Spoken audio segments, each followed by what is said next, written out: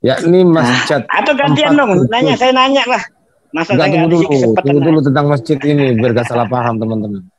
Mereka tidak menyebutnya tempat rukuh atau yang lainnya. Kemudian berkembang berikutnya lafaz menjadi masjid berubah menjadi masjid yang secara istilah berarti bangunan. Loh, ya apa ini?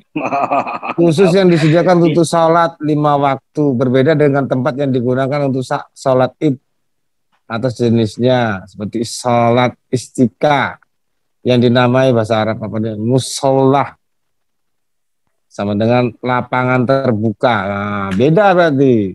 Wah, beda berarti, benar. Iya, kalau masjid itu bangunan, kalau musolah itu lapangan terbuka. Untuk sholat id. Tuh, kok ditertawain. Ini lebih terinci. Saya screener.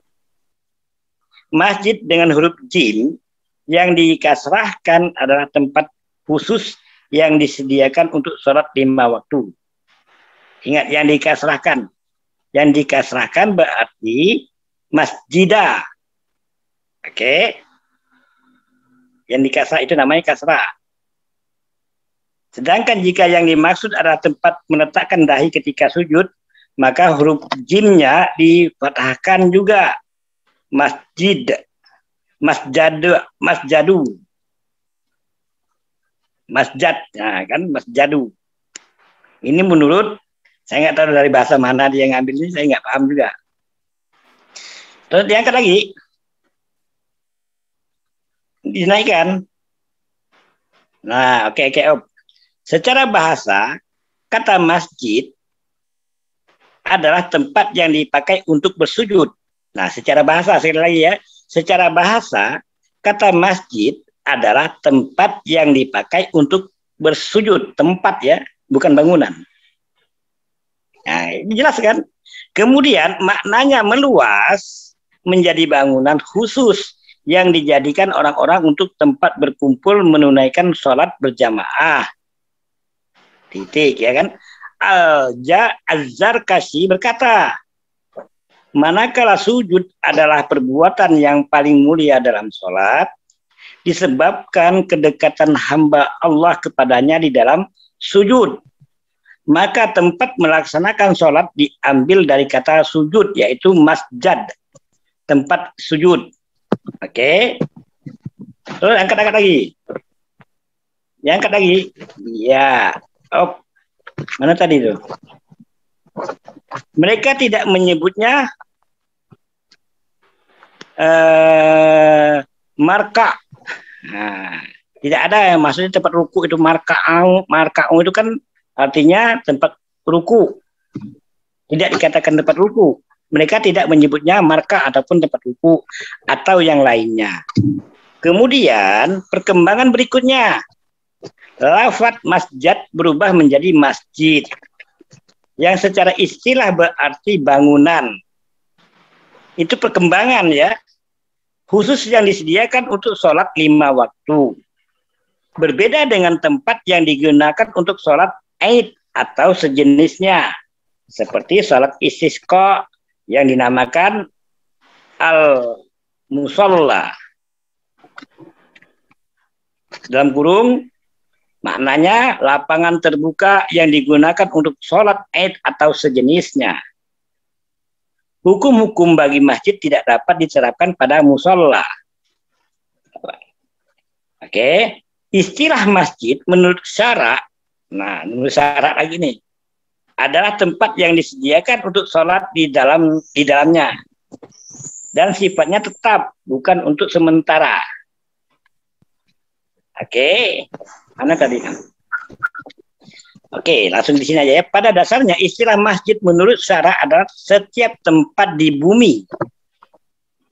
Sekali lagi ya, pada dasarnya istilah masjid menurut syara, syaratnya artinya hukum, adalah setiap tempat di bumi yang digunakan untuk bersujud karena Allah di tempat itu.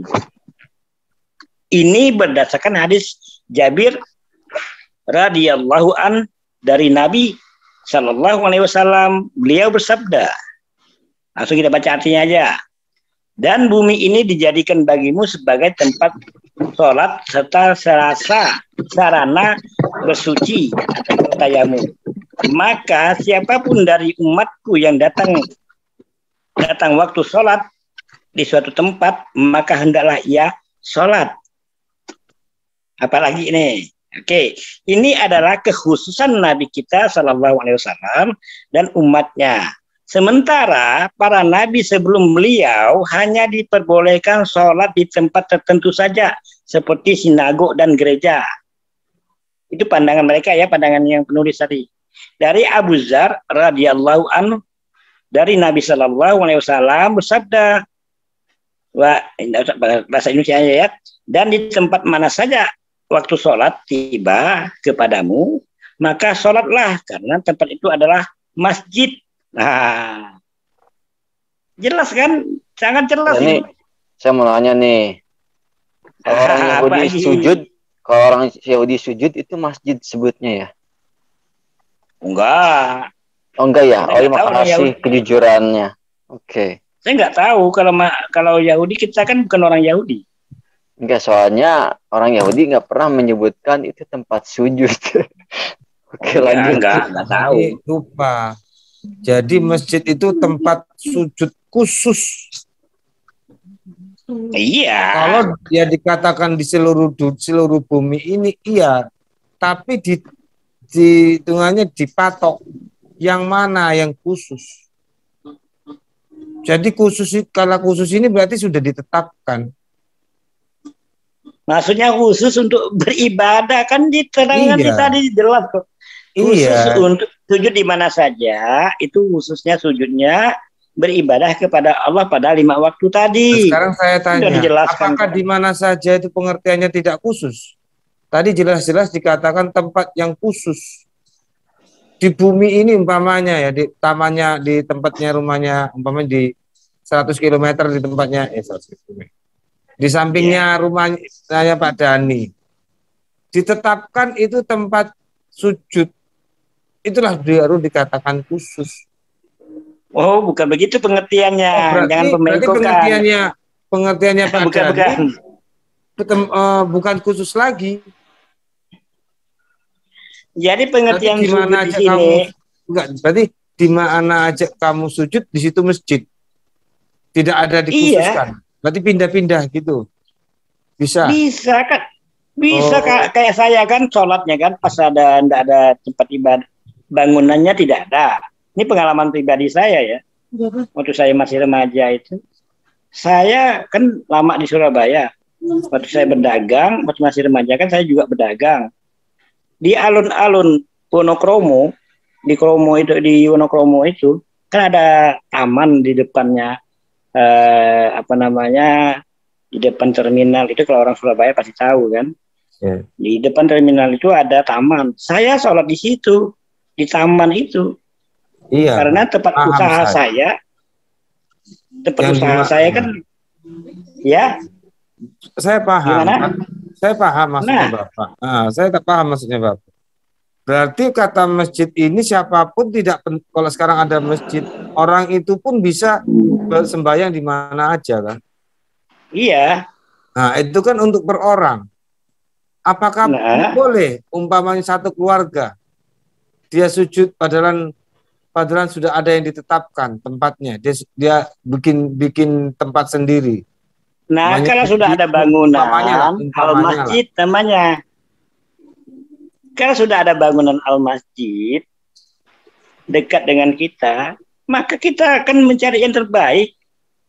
Coba Bapak kasih anunya, dari al-masjid ini dapat di mana kata-kata al-masjid? Asal kata kan sajadah, itu asal katanya. Jadi masdarnya, kalau bahasa Arab namanya masdar ya. Jadi pokok katanya itu, asal kata sajadah itu artinya sujud. Literaturnya Bapak ambil dari mana? Al-masjid itu bangunan, anggaplah bangunan. Tapi intinya yang tadi kita bacakan itu bahwa masjid itu tempat khusus untuk sujud. Bukan sembarangan. Sudah ditetapkan. Bukan gimana ya Mbak?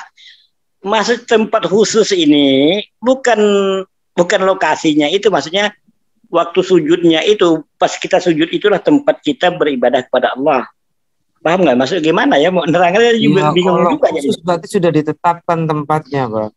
Jadi begini, kalau kita mau sujud, itu kalau mau kita kan ada juga kadang-kadang misalnya mau sujud tanpa beribadah itu kan ada. Hmm. Nah, kalau kita mau sujud tanpa ibadah, misalnya mau sujud-sujud suka-suka kita lah, misalnya mau olahraga atau apa. Nah, kita tidak ada arah yang ditujukan. Tetapi kalau kita sujud itu ada arah yang ditujukan. Kemana arahnya? Yaitu kiblat. Itulah kekhususan di dalam beribadah. Tadi kan Bapak gini bacanya kan gini, masjid dengan nurut jim yang diserahkan ada tempat khusus yang disediakan untuk sholat 5 waktu. Kalau Bapak katakan dia itu di mana aja bisa, berarti sholat 5 waktu ini bisa pindah-pindah tempat. Contoh, ada kalau zaman dulu lah anggap ya gitu. Banyak kemah-kemah utara, timur, tengah, dan barat daya ya. Pertamanya di timur, pindah lagi dekat kumpul, pindah lagi ke barat, pindah lagi ke utara, pindah lagi ke tenggara, umpamanya gitu. Berarti tidak khusus, Pak. Kalau dikatakan khusus, letaknya di timur ya di timur. Umpamanya dekat kemahnya Nabi, ya di situ. Tidak boleh dekat kemahnya sahabatnya yang jaraknya 100 meter 200 meter dari kemahnya Nabi. Ya pastinya dekat khusus itu umpamanya sudah ditentukan kan, dekat kemahnya Nabi. Ya sudah di situ. Nanti sholat maghrib ya di situ, sholat isya ya di situ. Nggak boleh pindah-pindah. Berarti sesuatu yang sudah ditetapkan. Nah kalau sudah sesuatu ditetapkan pasti dibangun. Pak Dani, mau nanya dong Pak Dani. Oh, ada surah Al-Masjid. Kalau Allah tidak membolehkan sholat kita, lalu sebenarnya apa tujuannya muslim sholat? Yang jelas sih kalau masalah masjid itu ada kaidah bahasa. Jadi kalau kita nggak ngerti ya susah juga saya menjelaskannya. Soalnya Pak Dani ngomongnya al-masjid aja dari tadi. Di dalam Al-Quran tidak ada yang namanya al-masjid, tapi masjidan. Iya, karena di dalam Al-Quran itu sifatnya universal. Kenapa universal? Karena pada saat itu kan belum ada bangunan. Itu aja simple, Pak. Kalau kita memahami, kalau orang yang paham, nggak ada masalah. Oh, jadi memang tempat-tempat itu memang tidak ada bangunan ya ketika sholat itu. Coba Anda lihat, saya katakan, zaman Rasulullah yang namanya masjid itu, al-masjidu itu kan ada, hanya dibangun kotak saja, Pak. Makanya saya bilang coba lihat YouTube di Aiman Maulana ataupun teman-temannya yang saya mintakan itu sudah ada. Itu seperti pagar aja, pagar setengah meter supaya tidak binatang masuk aja. Itu aja, tidak ada atapnya apa-apa. Itu dijadikan masjid. Itu masih sampai sekarang masih ada. Sampai sekarang ya masih ada itu peninggalan itu. Makanya saya bilang kalau Anda menonton YouTube-nya Aiman Maulana atau teman-teman yang lain itu kan ada 4-5 orang itu, Anda akan ketemu peninggalan itu masih ada sampai detik ini. Tidak ada atapnya, tidak ada bangunan, cuman ada pagar lebih kurang, kalau saya pandang itu lebih kurang setengah meter. Itu dikelilingi segi 4. Hanya di depan aja ditambahnya kayak mihrab itu. Itu aja bedanya. Bayangin nggak ada bangunan apa-apa. Ya, tapi aku pikirnya gini, berarti bukan lagi Masjidil Haram, berarti Al-Masjidil Haram. Betul? Masjidil Haram. Nah, ya kan? Kenapa nggak pakai Kenapa tidak menggunakan Al-Masjidil Haram? Langsung menggunakan Masjidil Haram misalnya kan. Itu adalah tempatnya luas, Pak. Tempatnya luas. Luas. Itu kalau kan Masjid Nabawi. Ya, kalau masjid itu coba Anda baca. Al Masjid Nabawi misal, kan? Saya sih belum nyampe ke sana menelitinya, kan baru-baru ini aja. Iya. Karena ada pertanyaan ini aja. Masjid Nabawi itu 2 terbesar, Pak. Kenapa nggak ada ilnya juga? Masjidil Haram, Masjidil Nabawi. Kenapa cuma Masjid Nabawi? Pintar. Saya belum meneliti itu ya, saya belum menyampaikan ke sana. Nantilah saya cari lagi nanti.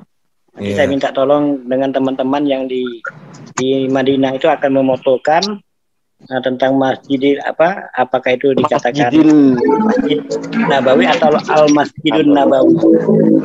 Kita lihat aja nanti. Saya belum bisa memastikan, tidak berani karena takut salah ya kan kalau tidak ada data yang akurat. Karena saya nggak sampai ke sana. Bagi kami kan tidak pernah memikirkan itu. Bagi kami itu hal-hal yang tidak perlu kami tidak perlu kami cari-cari lah. Iya, cuma kan kalau bagi kami hanya untuk sebatas pengetahuan sih boleh saja. Iya, cuma premisnya Bapak tadi kita kejar aja. Kata al masjid baru bangunan. Jadi iya, kalau bahasa Arab seperti itu, Pak. Kalau bahasa Arabnya seperti itu. Kenapa Masjid Nabawi tidak dikasih kata al atau in? Al Masjid. Kita nggak tahu apakah Bapak bisa memastikan. Masjidil Nabawi. Al Masjid Istiqlal. Nanti kita buktikan saja. Kita tidak bisa juga. Masjid Istiqlal aja nggak ada alnya, Pak. Kalau kata al ini apa artinya, Pak? Maksudnya, Pak? Kalau menurut Bapak, menurut Islam, al. Itu bukannya al, Pak. Bahasanya begini, alif lam itu, ya bukan al. Bahasanya bukan begitu. Maksudnya gini, kan tadi kan al masjid. Berarti al ini apa, masjid itu apa, gitu. Alif lam, kalau ditambah di depannya ada alif lam, itu menandakan itu bisa menjadi bangunan. Itu bahasa Arab. Artikel. Bukan al ya, jangan bacanya bukan al.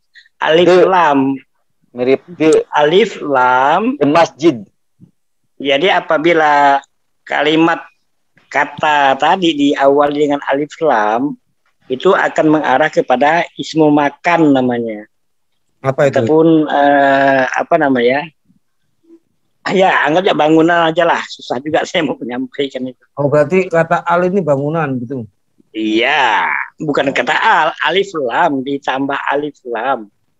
Nanti di premis lain lagi nanti diartikan. Alif lam ini apa? Karena memang susah kalau bahasa Arab, kalau kita nggak ngerti itu agak.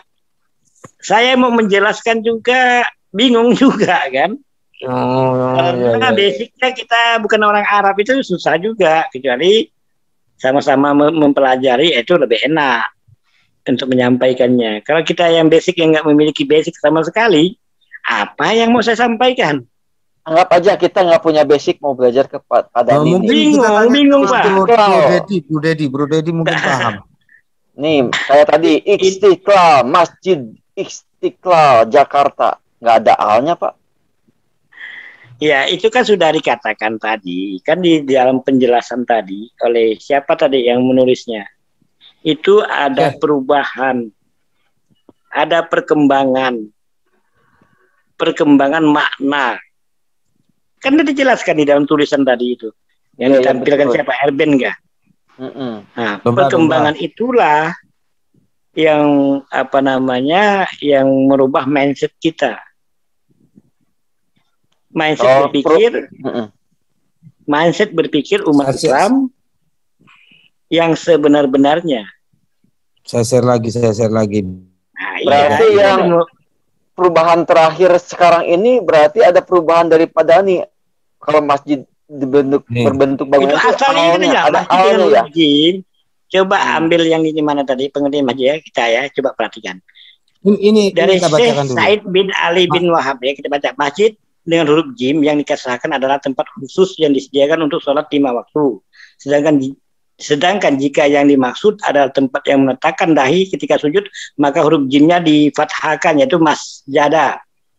Ya kan? Masjadu. Nah, ini menurut siapa? Syekh Said bin Ali bin Wahab. Oke.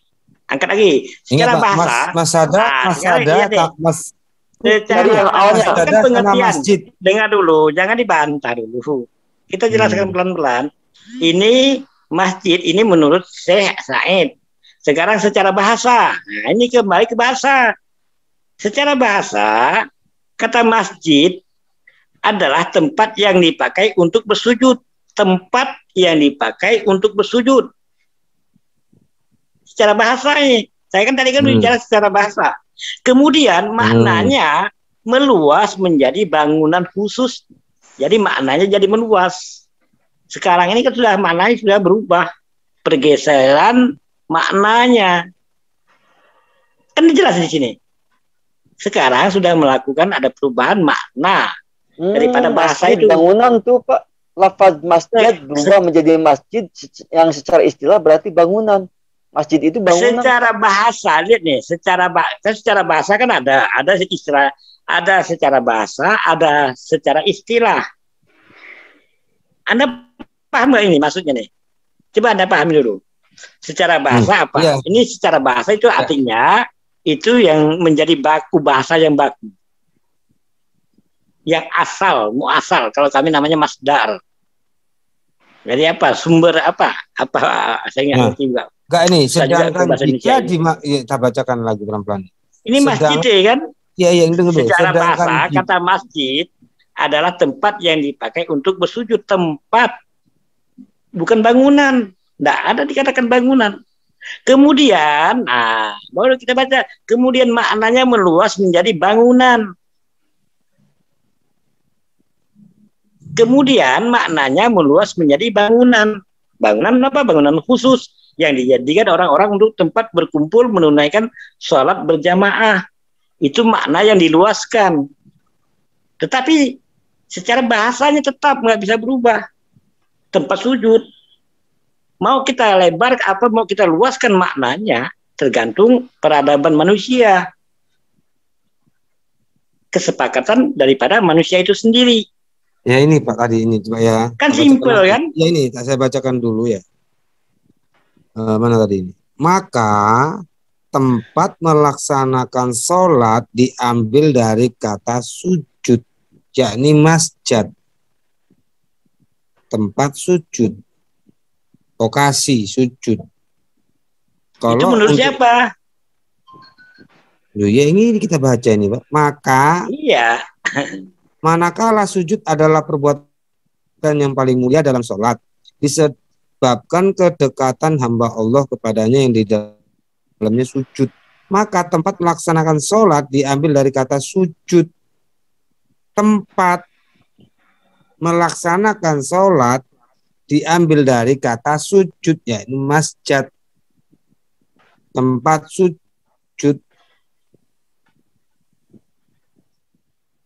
Mereka tidak sudah. menyebutnya tempat ruku. Iya. Iya. Makanya lafaznya menjadi masjid yang secara istilah berarti bangunan. Ini tadi coba baca deh, secara bahasa kata masjid adalah tempat yang dipakai untuk bersujud. Ini kan Anda baca ya. Ini secara bahasa, secara. Iya. Masjid aslinya Pak. Aduh gimana? Ya, sekarang gini ya. Jadi, kalau secara bahasa kata masjid adalah tempat yang dipakai untuk bersujud. Masjid ya. Tetapi manakala sujud tadi dikatakan disebut sujud itu adalah masjid, bukan masjid. Kata masjid sama kata masjid.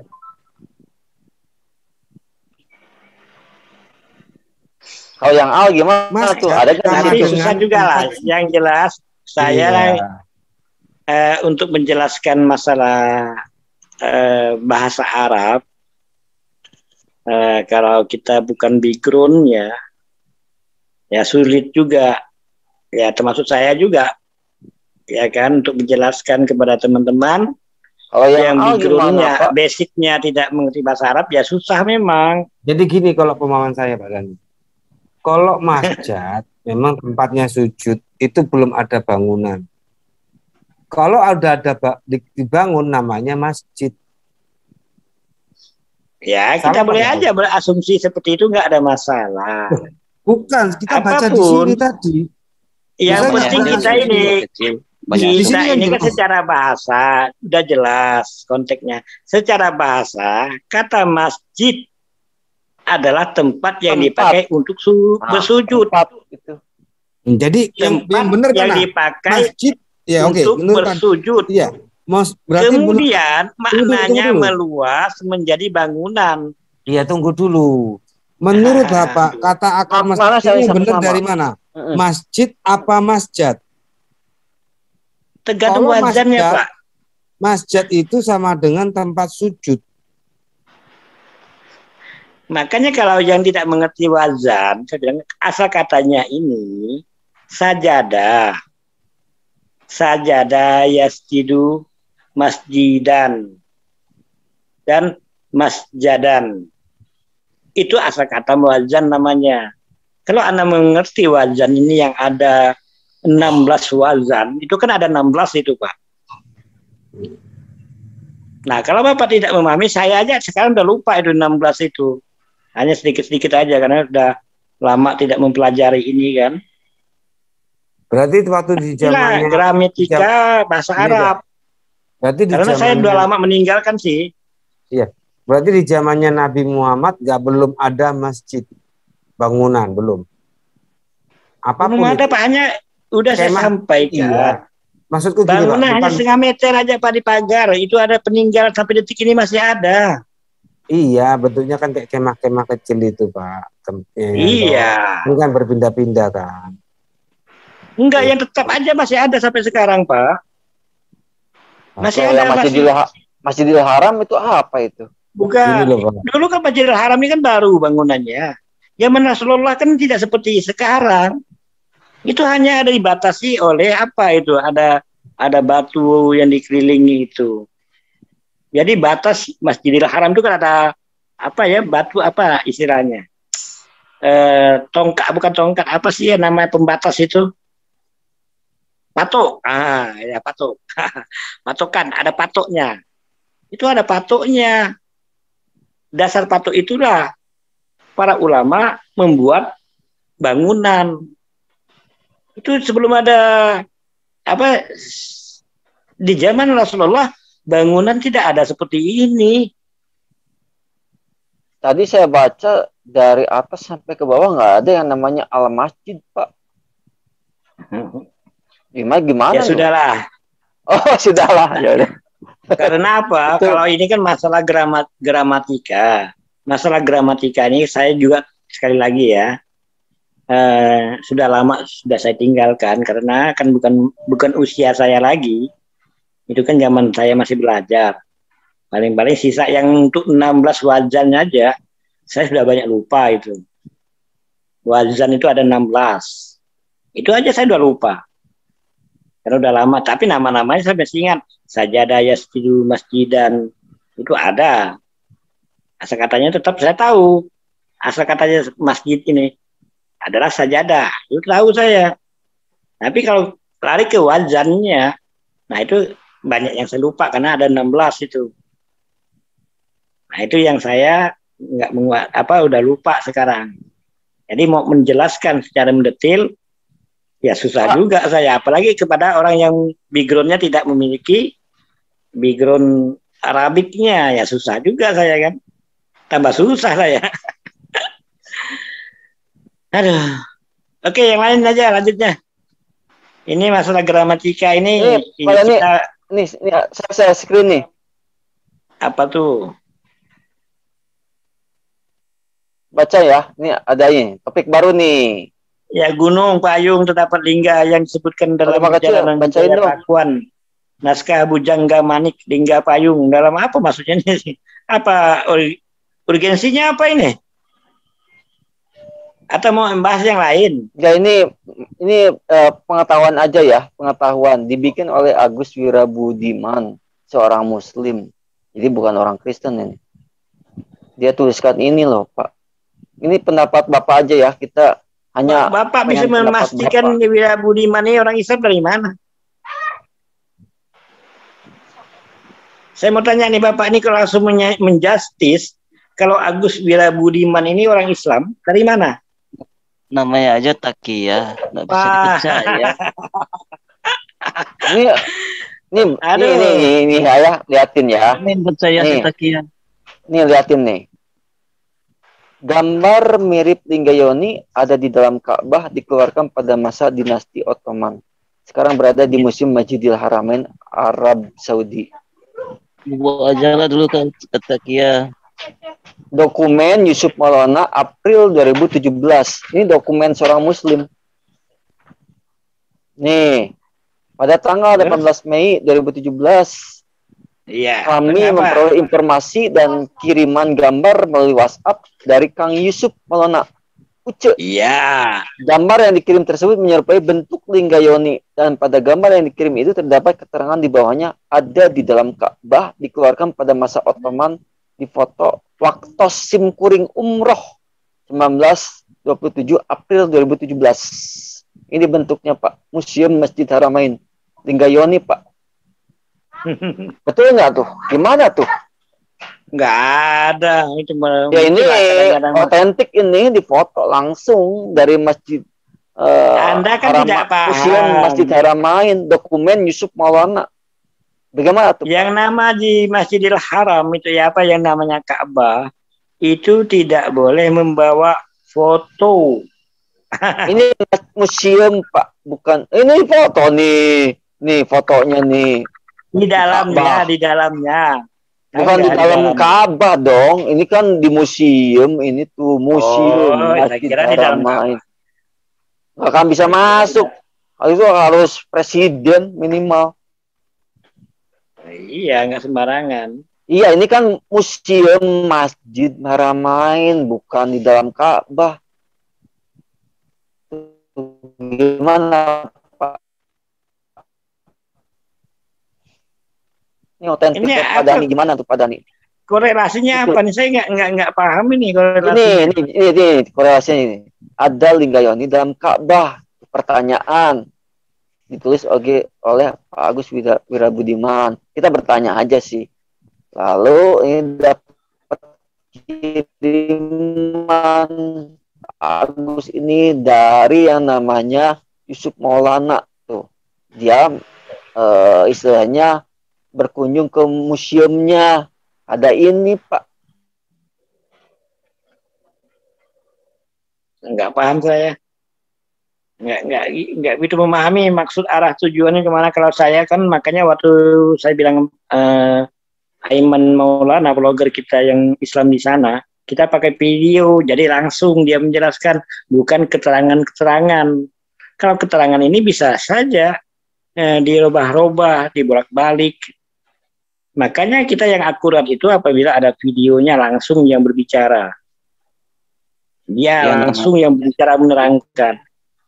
Makanya saya katakan kepada Aiman Maulana, tolong divideokan, langsung dijelaskan. Kan enak jadinya kita tahu jelas. Bukan berupa artikel ataupun tulisan. Jadi enak kita. Kalau dokumen-dokumen begini, wah repot juga. Akurasinya bisa berubah-ubah jadi ini. Oke, tema yang lain gimana nih? Jam berapa nih? Jam 9:30. Masih ada waktu. Gimana Pak Domba tema kita? Atau ada yang saya boleh bertanya nggak? Harus bertanya Pak Dani, harus bertanya. Tanyain mereka. Tapi sebenarnya pertanyaan itu aja sih. Gimana lagi ya? Mereka. Tanyain mereka Pak Dani. Ada yang muslim nggak di sini? Biar dia yang nggak capek saya bertanya. Ada nggak teman-teman yang muslim? Nah, ini Pak Pandi, tolong Pak Pandi. Nah, Pak Pandi, silakan Pak Pandi bertanya.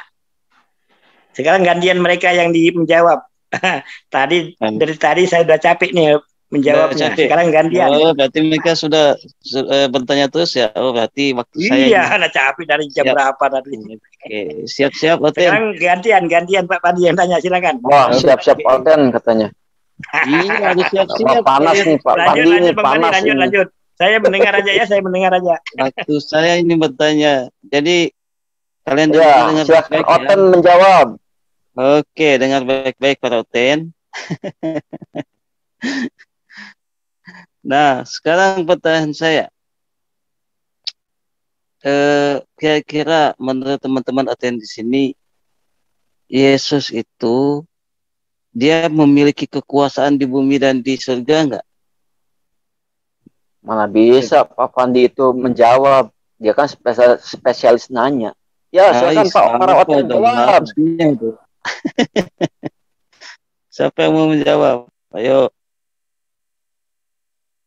Kita spesialis tanya aja deh. Mirip-miripin ini. Oh, atau ayo. Ayo jawab. Siapa yang mau menjawab? Nggak mau mereka menjawab, ada nih kalau saya yang bertanya. Habis mereka. Silakan. Itu jawab aja. Apakah Yesus memiliki kekuasaan di bumi dan di surga? Ayo. Ya. Memiliki. Sebentar Pak Bagus. Sebentar Pak Bagus. Kita janji-janjian dulu Pak Bagus. Bentar. Apa janjiannya? Kita tanya di sini Anda bertanya, kita jawab. Kita bertanya, Anda jawab. Bagaimana? Tadi kan kalian bertanya. Tadi kan saya sudah menjawab. Ya, maksudnya dengan Pak Dani kita mau ya. Nah, maksudnya kalau Pak Dani nanya, kita pasti jawab. Ini kan Pandi nih masih baru nih. Baru datang-datang langsung nanya. Nah, kita kan ini baru lagi nih dengan Pandi baru lagi. Saya mewakili pertanyaan Pak Dani.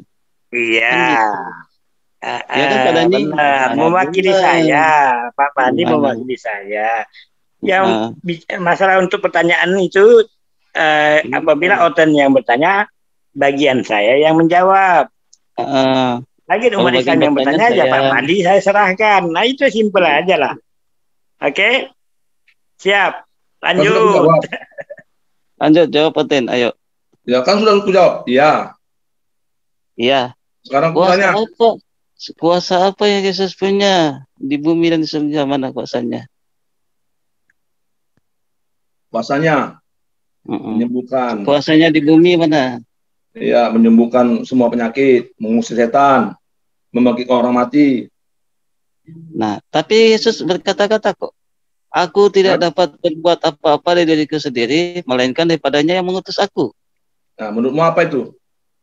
Iya, menurutku dia nggak punya kuasa. Salah kamu. Salah apa? Itu hanya kehendak Bapak. Kalau Bapak iya kan bisa dibuat mujizat. Kalau enggak ya enggak. Apa? Kau tahu enggak maksud ayat itu apa? Iya, maksud ayatnya itu apa tuh? Salah kau. Oh apa? Mau diperingat dari kemana? Saya cari. Jadi kalau baca Alkitab itu jangan asal comot-comot ayat Alkitab. Oh enggak comot, itu kan kata Yesus. Kamu kan comot itu namanya. Kamu tahu satu perikop itu menceritakan tentang apa? Jadi kamu mau baca satu perikop, silakan kamu baca, saya dengarkan satu malam ini ayo. Sekarang saya tanya, kau ambil dari mana itu? Kan kau yang tadi yang ngomong tentang ayat itu dari mana? Matius, saya lupa itu ayatnya. Nah kan, itu kan? Enggak, buktinya kau asal cuma ayat Alkitab. Ya, coba kamu baca. Saya tahu perikopnya itu. Ayo coba baca. Saya lagi nggak bawa Alkitab. Ya di mana? Dapat di mana? Kalau kau pernah baca, di mana? Iya, saya lupa ayatnya. Tapi itu memang Yesus mengatakan itu. Saya tidak bisa berbuat apa-apa dari diriku sendiri, melainkan daripada Dia mengutus aku.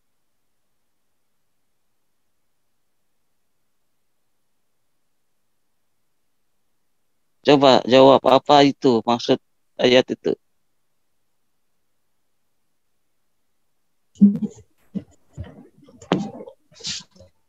Woi, jawab. Ada teman-teman bisa bantu. Di mana? Aku lagi makan pula nih. Saya makan. Iya, saya lupa. Yohanes 5. Itu ya? Yohanes 5 ayat 17. 30. Salah. Oh iya, ayat 30. Itu aja kamu salah. Saya lupa benar. Ini konteksnya Yesus menyatakan kepada orang-orang pada saat itu siapa dirinya. Itu. Nah itu dia nyatakan siapa dirinya, bahwa dia adalah utusan. Dulu kau itulah biasanya kau kan orang belum selesai orang belum selesai ngomong kau langsung nyerocos. Itu kebiasaan burukmu itu loh. Biasakan diam dulu. Nanti kau tendang dari sini. Jangan main tendang gitu loh. Biasakan dengar dulu gitu loh. Kau nyerocos saja kayak perempuan kau. Nanti saya baru nanya satu, Anda udah kepanasan. Belum saya nanya banyak-banyak. Bukan, kau langsung orang belum, ini saksinya banyak nah. Orang belum selesai jelaskan, kau langsung motong gitu loh. Jelasin aja, jangan kepanasan. Ucilim ini. Bukan kepanasan. Aku kan mau jelaskan gitu loh. Kau langsung motong, kebiasaan Ucilim ini. Diam dulu. Sampai selesai dulu saya jelaskan. Kalau kamu mau bantah. Gitu loh. Nanti ku tanya tentang Quran hadismu. Kau enggak tahu apa-apa. Kau ini biasa. Perempuan. Ini konsep ini Yesus sedang berbicara kepada orang pada saya sedang juga kepada murid-muridnya. Ini yang setelah dia tolong di-mute siapa yang beri itu. Siapa yang beri itu? Tolong di-mute. Nah, ini konteksnya setelah Yesus melakukan penyembuhan pada hari Sabat, ya. Tunggu.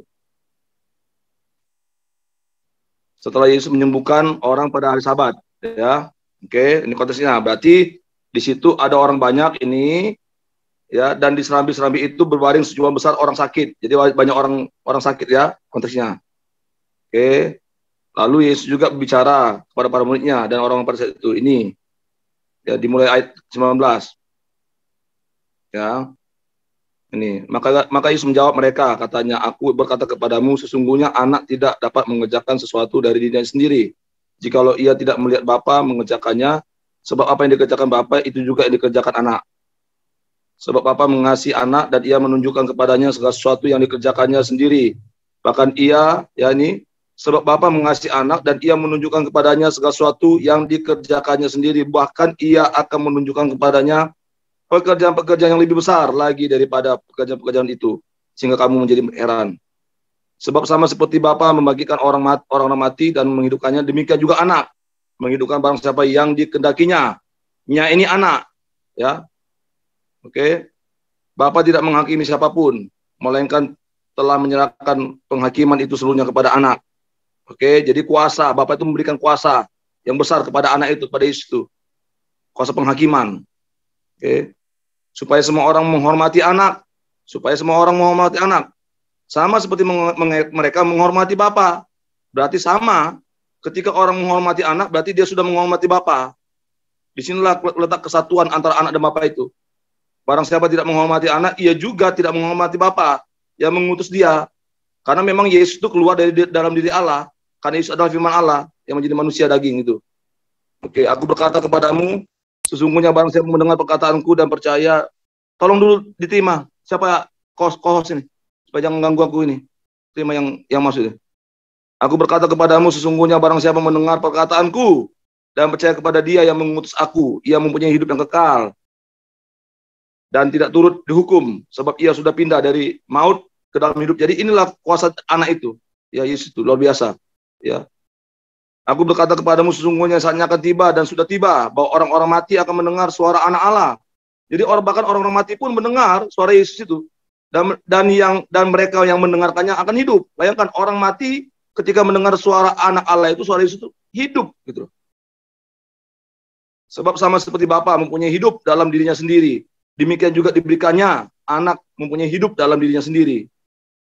Dan ia telah memberikan kuasa kepadanya untuk menghakimi, karena ia adalah anak manusia. Anak manusia ini merujuk pada Yesus, bukan anak manusia seperti anak manusia baru lahir gitu. Janganlah kamu heran akan hal itu, sebab saatnya akan tiba bahwa semua orang yang di dalam kuburan akan mendengar suaranya, suara Yesus. Dan mereka yang telah berbuat baik akan keluar dan bangkit untuk hidup yang kekal. Tetapi mereka yang telah berbuat jahat akan bangkit untuk dihukum. Baru ayat 30. Aku tidak dapat berbuat apa-apa dari diriku sendiri. Aku menghakimi sesuai dengan apa yang aku dengar. Dan penghakimanku adil. Sebab aku tidak menuruti kehendakku sendiri, melainkan kehendak Dia yang mengutus aku. Jadi di sini, ya, Yesus yang adalah firman Allah, yang menjadi daging manusia itu, yang adalah anak Allah itu, memang Dia berbuat apa yang diperintahkan oleh Bapa. gitu loh. Iya, berarti dia tidak Ya, punya jelas gitu loh. Karena kehendak apa? sendiri. Ya, Dengar iya dulu, tuh. kau langsung Tapi ngotong dia tidak kau. punya kehendak sendiri Mukit kan? nanti kau. Kebiasaan kau mulut kayak perempuan. Orang belum selesai. Nanti aku tanya nanti kau tentang Quran dan hadismu ya abis ini ya. Oke. Eh, Jadi tadi memang kan Yesus sudah itu ditanya. Tadi kan sudah pos ya bertanya kali ya. yang adalah anak Allah itu ya firman Allah. Jadi memang dia memang dia melakukan apa yang menjadi kehendak Bapa di sorga, Bapaknya. Gitu loh.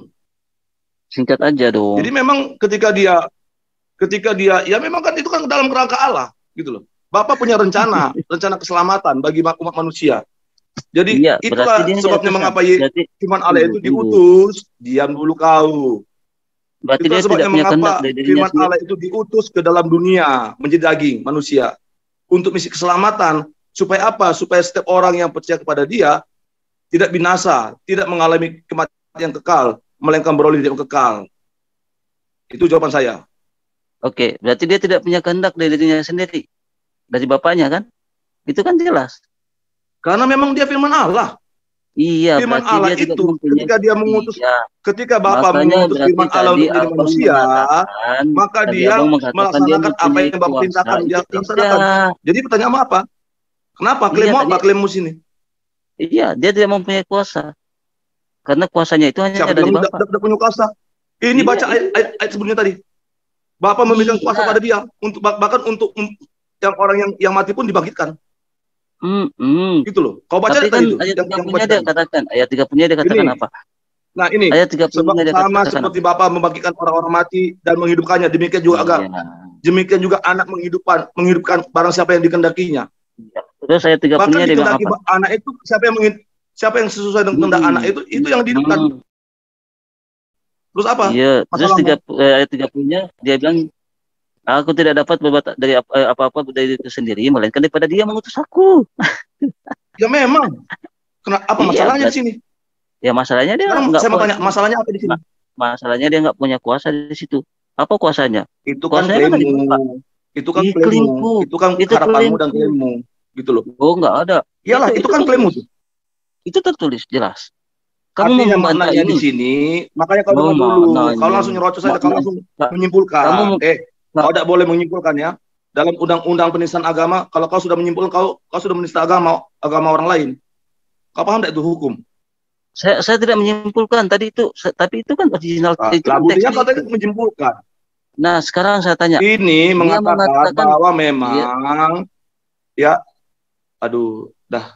Aku malas kalau berdialog sama anak-anak kecil mendaki ini, anak ingusan ini. Anak kecil gimana? Coba itu teksnya. Itu teksnya. Ya memang teksnya gini. Memang Yesus melakukan apa yang Bapak perintahkan kepada dia. Apa masalahmu? Tidak, masalahmu apa di sini? Ya masalahnya dia nggak punya kehendak dari dirinya sendiri kan gitu. Terus Bapak mengatakan dia punya kehendak. Dia punya kuasa. Mana kuasanya? Sekarang coba tanya, manusia punya kehendak enggak? Enggak, manusia kau punya kehendak enggak? Kita punya kehendak kecuali dari Allah yang menghendaki kan gitu. Apa keinginan kita? Sama seperti Yesus juga punya kehendak sebagai manusia. Dalam kemanusiaannya dia punya kehendak sama seperti kau yang bilang tadi. Tapi dia mengerjakan apa yang dikehendaki oleh Bapaknya. Iya, berarti Bapak sama seperti yang kau bilang tadi. Yesus, kau mengerjakan, kau punya kehendak sesuai dengan apa yang Allah kehendaki. Gitu loh. Makanya Bapak nggak usah bilang Yesus punya kuasa. Tadi, ketika aku tanya aja sama kau tadi, ya aku tanya sama kau ya, kau punya kehendak enggak? Sebagai manusia. Ya, saya punya kehendak. Jawab. Saya punya kehendak bila dikehendaki oleh Tuhan. Ya sama. Yesus dalam kemanusiaannya, ya dia punya kehendak. Tapi kehendaknya adalah untuk melakukan apa yang Bapa perintahkan. Iya, berarti dia tidak punya kuasa dari dirinya sendiri kan gitu. Makanya Bapak nggak bisa mengatakan Yesus memiliki kekuasaan. Itu kan kesimpulanmu. Ini ya. Kau sudah menyimpulkan ya. Padahal Yesus sendiri mengatakan apa? Ini ayatnya. Saya tunjukkan kuasanya. Oke. Ya, silakan. Ini.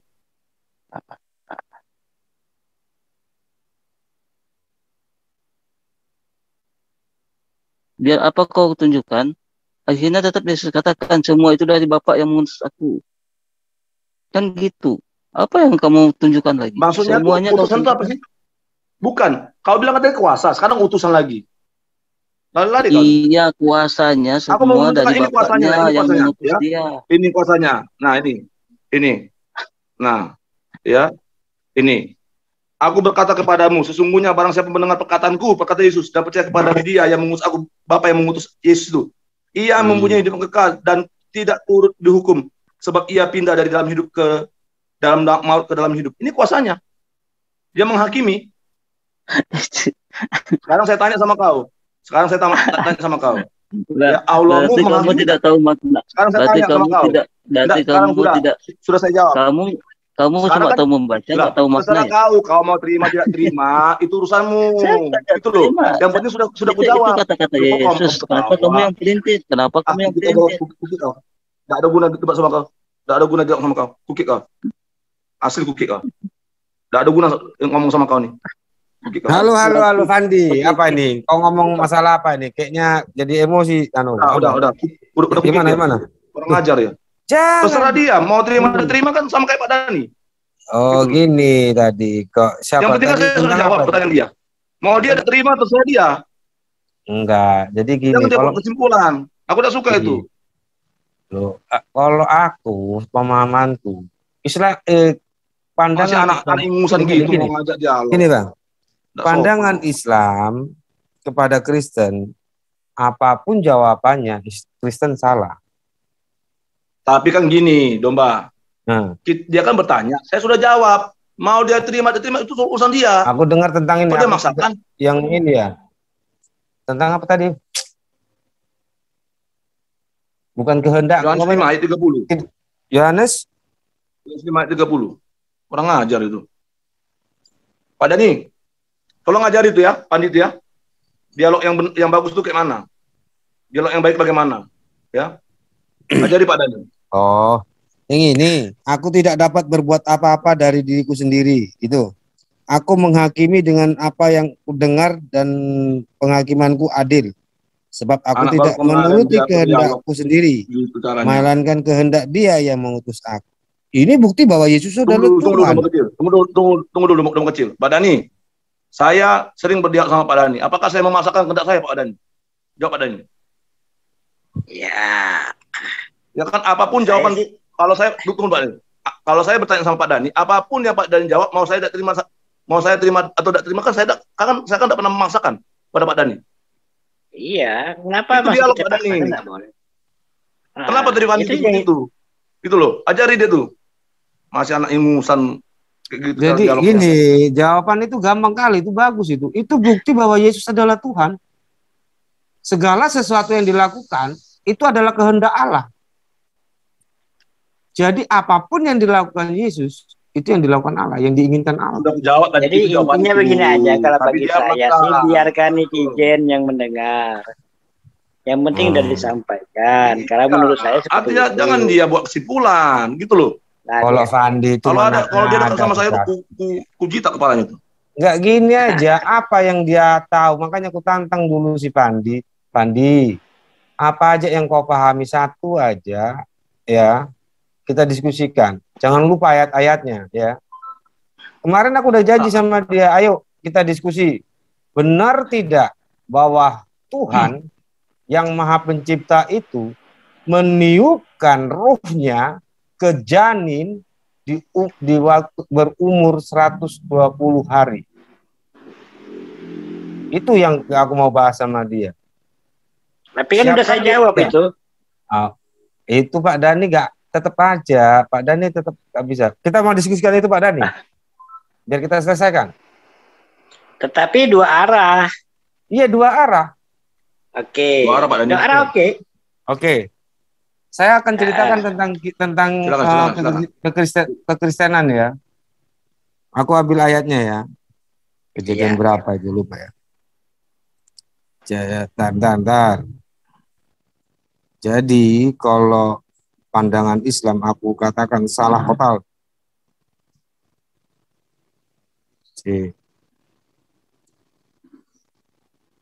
Saya share screen-nya ya. Biar sama-sama baca ya. Dalam hal kekristenan tidak mengenal Allah meniupkan ruhnya ke janin ya. Jangan aku ngomong janin berarti tidak masuk Adam dan Hawa. Kalau aku udah ngomong janin, jangan lempar ke Adam dan Hawa. Kalau dilemparkan ke Adam dan Hawa berarti sudah salah mikir. Janin. Mana tadi? Nih. Ini masih di Taman Eden ya. Maka Allah menciptakan manusia itu menurut gambarnya. Menurut gambar Allah diciptakannya dia, laki-laki dan perempuan diciptakan mereka. Allah memberkati mereka, lalu Allah berfirman kepada mereka. Jadi sudah perintah ya. Beranak cuculah dan bertambah banyak. Penuhilah bumi dan taklukkanlah itu, berkuasalah atas ikan-ikan laut dan burung-burung. Nah ini ayatnya. Sangat jelas. Jadi manusia itu sudah dikategorikan akan beranak cucu. Tuhan tidak cawe-cawe lagi masalah ruh, nyawa, dan lain-lain. Karena ruh Allah sudah diberikan kepada Adam. Ruh itu hidup. Jadi Adam punya hidup. Dan Hawa juga punya hidup. Hidup plus hidup sama dengan hidup. Sekarang silakan Pak Dhani. Nanti saya akan panjangkan lagi. Saya akan kasih pertanyaan kepada Dhani. Kalau Bapak mau tanya silakan. Oke, terima kasih. Saya mau tanya ya. Saya di dalam pemaparan dari Bapak ini, baik itu di screen itu, saya belum melihat adanya ruh sebagai bukti kehidupan. Kapan ruh itu, ya sekali lagi ya, kapan ruh itu dimasukkan ke dalam daging? Itu saya belum menemukan. Barangkali mungkin lebih spesifik, saudara bisa menjelaskan kapan saatnya ruh itu dimasukkan ke dalam daging tadi. Saya belum menemukan ayat itu. Mungkin Bapak mungkin ada. Sekarang Bapak kayaknya lupa. Bapak tanya ruh Adam apa ruh janin? Ruh janin. Tidak ada, aku udah bilang. Saya udah bilang katakan tadi. Bapak nggak dengar, Pak. Dalam Alkitab kami dikatakan tidak ada cawe-mencawe masalah janin. Kalau saya sudah katakan janin, jangan berhubungan dengan Adam. Dalam Alkitab Tuhan tidak meniupkan ruhnya kepada janin. Jadi kami ditakdirkan, manusia itu ditakdirkan beranak cucu. Ya. Tidak ada kata-kata untuk Tuhan meniupkan ruh ke dalam janin. Makanya Bapak buka aja dalam Islam bagaimana. Oke, saya paham. Oke, saya paham maksudnya. Ya kan, sesuai dengan ayat Anda tadi katakan. Beranak pinak lah. Ya kan, segala macam lah bentuk beranak pinaknya. Tetapi perlu kita ingat, manusia mati itu pertama kali disebabkan perpisahan antara roh dan jasad. Itu yang dikatakan mati. Bisa dipahami? Antara daging dan roh itu terpisah, itulah dikatakan mati. Pertanyaan saya, daging telah diciptakan di dalam rahim,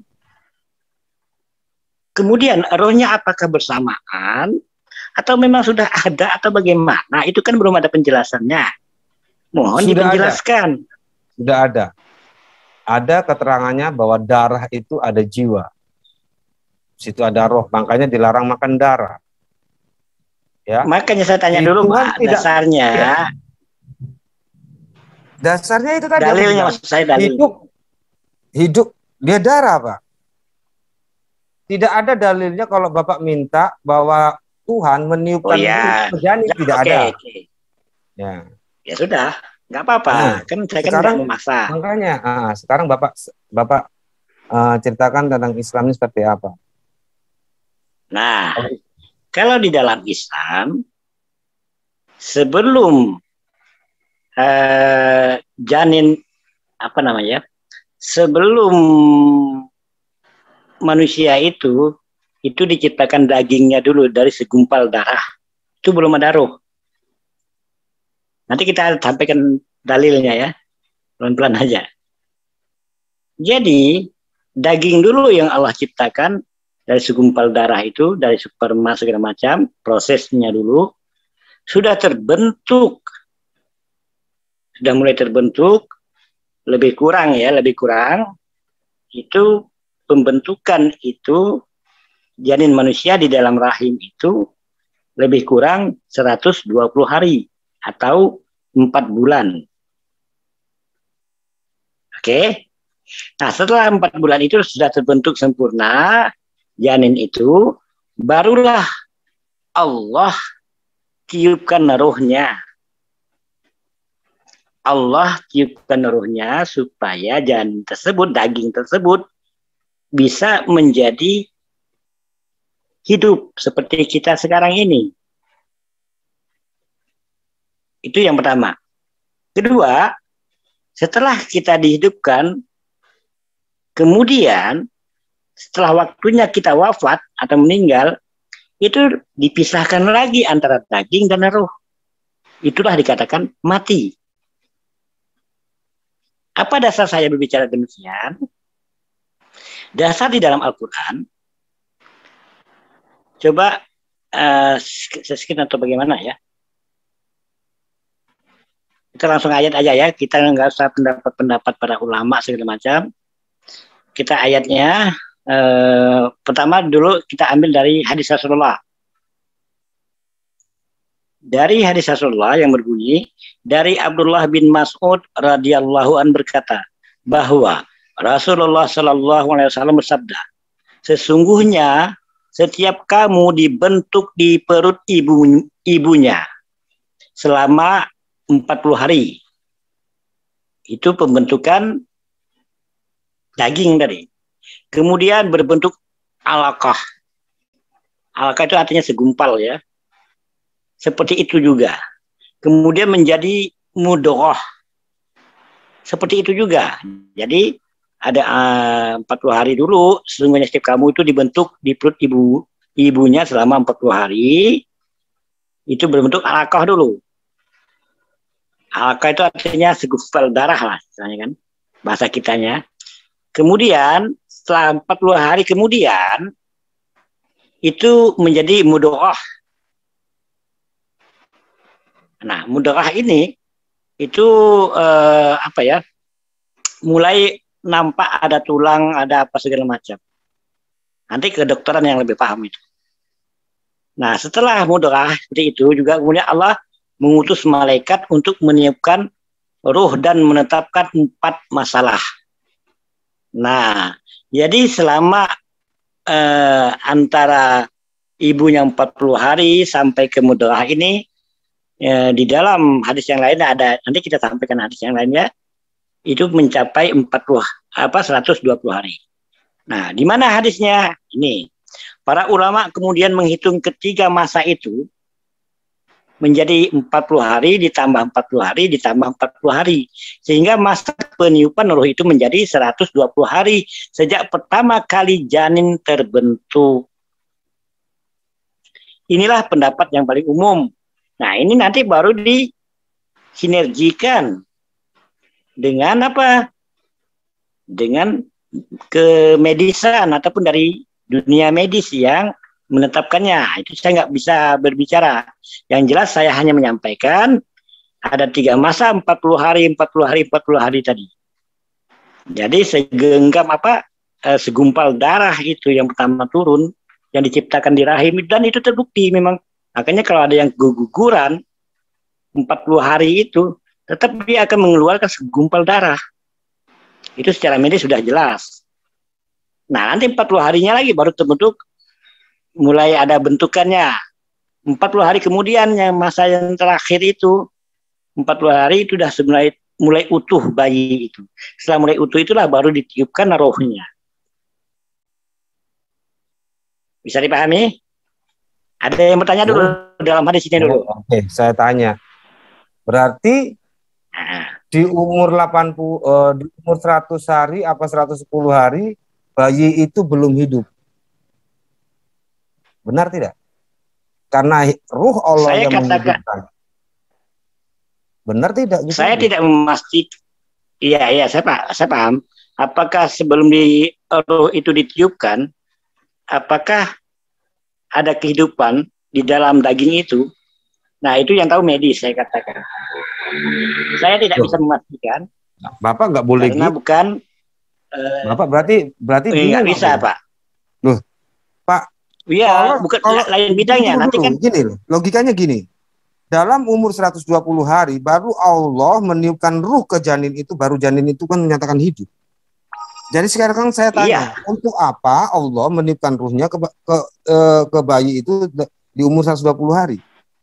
Kalau bukan untuk membuat dia hidup. Iya, untuk membuat dia hidup.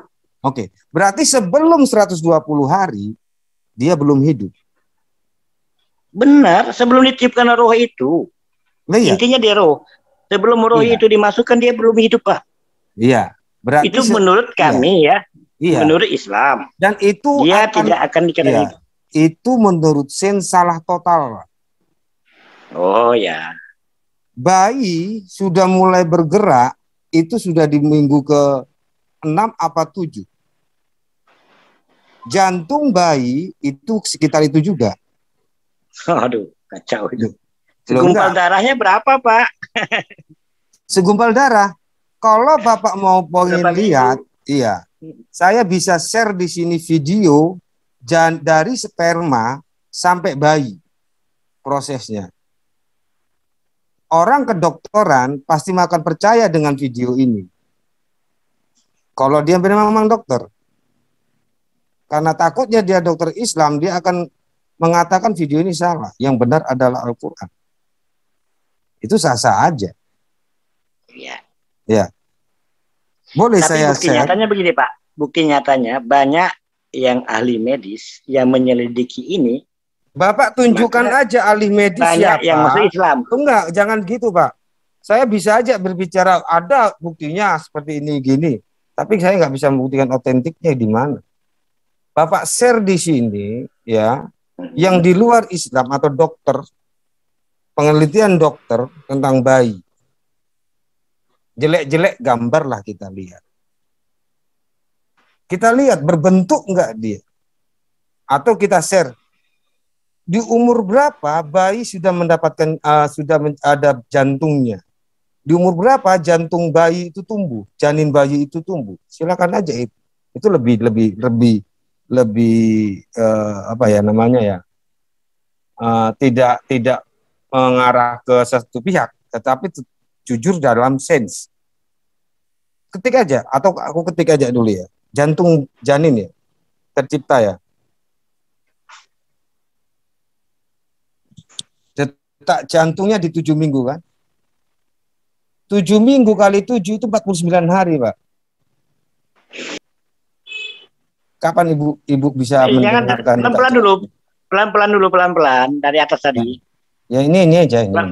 Ya ini aja. Nah, kita cek dulu pelan-pelan aja, jangan cepat amat. Kita sambil kita bahas kan. Iya. Ya, kita baca dulu ya. Adalah ditunggu tubuh berkat hormon seperti morning, segala macam. Lakukan dengan saat pemeriksaan dengan dokter kandungan, biasanya dokter menyarankan ibu kandungan RCG, tes pemeriksaan atau juga biasanya dengan dan kandungan lebih detail. Namun kapan itu dapat mendengar tak jantung janin? Naikkan ke atas lagi. Ini kan tidak ada ini, belum ada spesifik. Nah, mendengar dekat jantung janin, mendengar detak jantung janin untuk pertama kali adalah hal yang ditunggu-tunggu yang menurunkan detak jantung. Detak jantung pertama dapat dideteksi dengan vagina pada usia 5,5 hingga 6 minggu setelah kehamilan. Oke. Saat itulah tanda apa tadi nih? Jelas nih. Tanda perut apa dari embrio yang sedang berkembang terkadang dapat terlihat. 6 minggu ya, 5,5 hingga Bawa 6 langsung minggu. aja, Pak. Ya, bawa Setelah langsung. kehamilan. Iya, masih 6 minggu, masih lama. Saat itulah tanda pertama dari embrio yang sedang berkembang. Terkadang dapat terlihat. Di usia kehamilan 7 minggu, detak jantung dapat terdengar lebih baik. 7 minggu berarti 1 bulan lebih ya. 49 Saat hari. itulah dokter dapat menjadwalkan USG perut untuk memastikan juga bahwa kehamilan dalam kondisi yang sehat. Terus, cara menghitung kehamilan. Pemeriksaan setelah tes kehamilan positif, dokter merekomendasikan untuk menjadwalkan penindaian awal kehamilan sekitar 7 hingga 8 minggu kehamilan. Namun beberapa tenaga medis menjadwalkan USG pertama saat itu kehamilan mencapai usia 11 dan 14 minggu. Coba Bapak hitung 11 atau 14 minggu ini. Itu USG, Pak. Aturan USG itu enggak boleh tiap bulan, Pak. Ini Nah, itu, saya tanya lagi. Iya, 14 Namun kali 7. beberapa tenaga medis menjadwalkan USG pertama, USG. ya. Iya. USG pertama Iya. saat usia kehamilan mencapai usia antara 11 sampai 14 minggu. Kalau kita hitung 11 sampai 14 minggu ini berapa bulan? Berapa hari? 77 hari sama sampai 14 28 98 hari. 14 minggu ya. Kita hitung hari yang paling banyak 14, dulu ya. 14 kali 7 28 82 98. Ini USG, Pak, masih tes USG. Ya. Jadi dokter berarti itu untuk lebih kurang 100 harian. Iya, itu Bapak nggak paham di sini. Dokter menganjurkan ibu hamil. Bukan bidang saya. Makanya ya dengar dulu.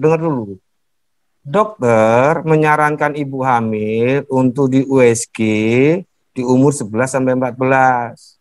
Karena apa? Janin sudah mulai kuat. Gitu. Ya. Kan selanjutnya toh. Ya. Nanti saya lihatkan videonya, Pak, biar Bapak lebih paham. Lebih baik videonya, Bapak tahu kapan jantung itu. Kan tadi jantung bulan apa? Minggu ke-7, Pak. Ini sudah menempeleng yang Bapak pahami. 7 minggu kali 7 hari, kali 7 itu berarti 49 hari. Jantung sudah berkembang. Sudah ada. Dari situ sudah menempel. Saya memang tidak ahli medis, jadi nggak bisa ngomong saya. Iya, jadi apapun yang ada dalam ilmu sains ini akan ditolak. Dokter pun akan nolak ini. Yang benar adalah Al-Quran. Itu wajar. Iman. Tapi kebenarannya ini.